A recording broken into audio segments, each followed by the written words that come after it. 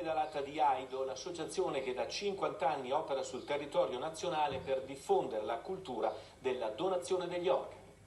Lui è Michel Speciale, in sella alla sua bici percorrerà 1800 km della pedalata di 2005 che da Bergamo arriverà in Sicilia. Sabato la prima tappa con arrivo a Verona dopo aver attraversato Brescia. Lo farà in memoria del padre Diego, scomparso nel 2018 mentre era in lista di attesa per un trapianto di rene, proprio per sensibilizzare cittadini e istituzioni alla cultura del dono.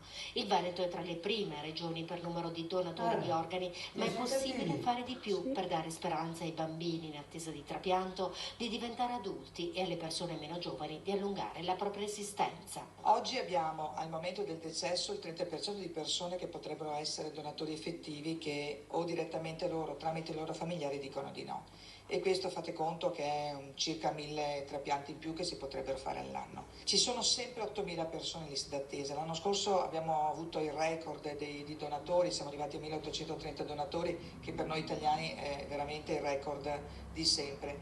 Però questi non sono sufficienti per coprire le esigenze e ahimè ci sono ancora 400-500 persone che ogni anno muoiono in attesa di un trapianto.